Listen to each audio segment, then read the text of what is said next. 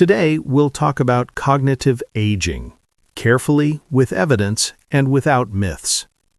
Let's start with a common belief. If I do Sudoku or crosswords, I'm preventing dementia. If you enjoy puzzles, keep them. Enjoyment matters. But here is the key scientific point. Most casual puzzles have not been proven to prevent dementia on their own. And at the same time, not all brain training is useless either. Some structured cognitive training programs show benefits, and at least one type has long-term trial evidence. Now, the new research that triggered this video. In November 2025, a large study in Nature Aging analyzed data from 86,149 adults aged 51 to 90 across 27 European countries. They used a computational model to estimate something called a biobehavioral age gap. This is not a single blood test. It's a composite estimate based on factors like cognitive performance, daily function, education, and health conditions such as cardiometabolic disease and sensory impairments. If the model estimates you as older than your calendar age, that's labeled accelerated aging in the study's framework. And here's what they found. Multilingualism was associated with lower odds of accelerated aging. In the cross-sectional analysis, the odds ratio was 0.46. In the longitudinal analysis, the relative risk was 0.70. This is a strong signal, but it's still an observational finding, not a randomized trial that proves cause and effect. Important nuance: the study used country-level multilingualism as an aggregate exposure, meaning it partially reflects the broader multilingual environment people live in, not just download an app today and you'll reverse aging.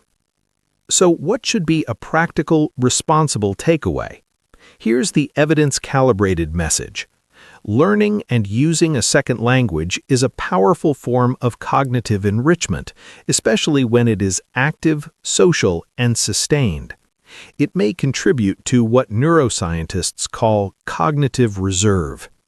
Cognitive reserve is the idea that two people can have similar brain changes, but one functions better because they have more resilient, flexible brain networks built over a lifetime through education, complex work, social engagement, and mentally demanding activities.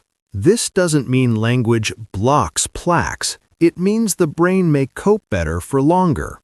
And yes, there are real autopsy and cohort findings showing that some individuals can have substantial Alzheimer-type pathology and still show limited symptoms during life.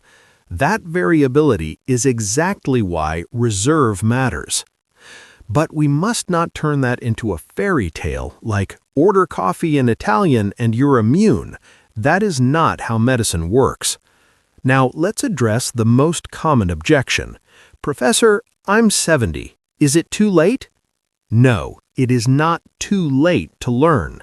The brain remains capable of adaptation across the lifespan, although learning can be slower and more effortful with age. And that effort is not a failure. It's the training signal. So, what does a safe, realistic protocol look like without promises? Choose one language you actually like hearing. Motivation predicts consistency. Start small. 5 minutes is a fine starting point, not a miracle dose. Make it active. Say words out loud, recall phrases from memory, and use them in short sentences. Make it social when possible.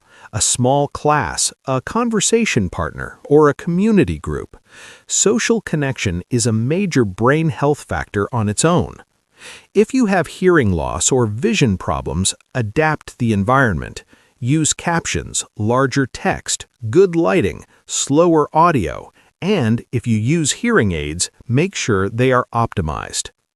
Now, a medical responsibility reminder. Language learning is not a substitute for medical care.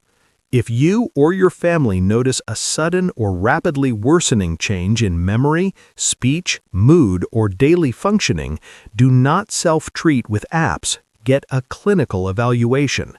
Many contributors to cognitive symptoms are treatable or modifiable, and early evaluation matters. Finally, I want to place this in the bigger evidence-based picture. Brain health is multi-system health. The strongest public health guidance emphasizes a combination of physical activity, control of blood pressure and diabetes risk, not smoking, good sleep, and staying socially and mentally engaged. Language learning can be one excellent piece of that system, not the only piece. If you want one simple action today, pick a language, learn a few phrases, and use them with a real person this week, not because it guarantees prevention, because it's a meaningful, cognitively demanding, socially connected habit with plausible brain benefits. I'm Professor Oleksii Kalmykov. This channel is about what works, based on data with honest uncertainty. If you want more evidence-based scripts for healthy aging, subscribe.